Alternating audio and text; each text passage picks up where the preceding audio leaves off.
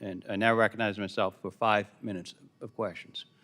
The PRC is providing a lifeline for Russia's war effort in Ukraine, exporting an enormous amount of dual-use goods to boost Russia's defense industrial base. In April, Deputy Secretary of State Kurt Campbell revealed that Russia's military has been, quote, reconstituted thanks to this assistance from China. Mr. Rao, in your own words, how has China's support for Russia's defense industrial base enabled Putin's ongoing war against Ukraine, and how would Putin's war effort in Ukraine be going if he didn't have this support from the PRC?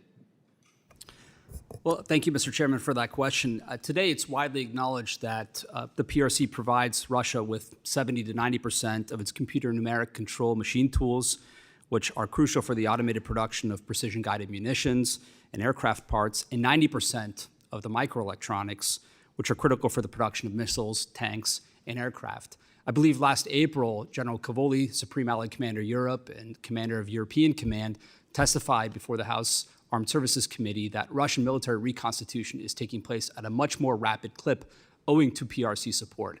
And I can tell you that in conversations with Biden administration officials, they see the Chinese support for the Russian war effort as absolutely essential to Russia's ability to take the number of casualties and reconstitute its armor and forces in Ukraine that it has over the past year. So it is the dramatic issue.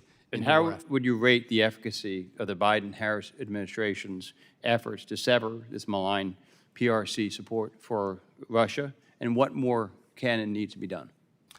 I think rather than taking individual sanctions decisions against individual actors, the Biden administration might want to consider sectoral moves, including the potential threat of secondary sanctions against actors, for example, in Hong Kong, which is considered a major throughput for malign activity. So I would say that individual decisions and sanctioning decisions by the Biden administration have yet really to take on the totality of the PRC threat, and more probably should be done. Thank you. European countries often speak about de-risking from the Chinese economy as opposed to decoupling from it. Dr. Rohach and Dr. Karaskova, what do you take de-risking to mean in the European context, and how would you grade Europe's progress on de-risking from China? Dr. Rohach first, and then Dr. Karaskova, please. Thank you for this question. It's an important one. There is a great deal of ambiguity in the term de-risking, and the matter is made more complicated by the fact that you have 27 member states involved in this conversation where the perception of risk is very different. So as of now, there is very little in terms of a coherent European approach towards this question, even within individual countries such as Germany, where Chinese electric vehicles do represent a threat because of the subsidies and because of the explicit Chinese policies to dump excess capacity on the European market, a threat to the German industrial base.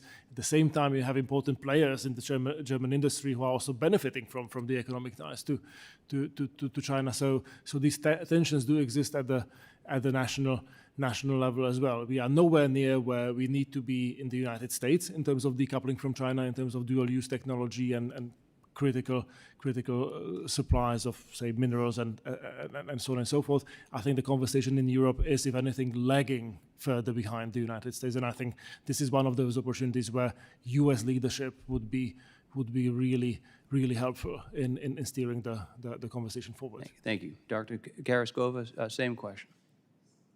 The recently released custom data from 2018 to 2023 actually indicate that the European countries maintained or even increased their dependency on China. But I would like to stress that the de-risking strategy started only last year, so we will probably see that, hopefully, in the data coming from 2024 and onwards. But talking with the German businesses, which have a great deal and great interest in Chinese market, it seems that the de-risking strategy offers also some loopholes for those who do not wish to comply.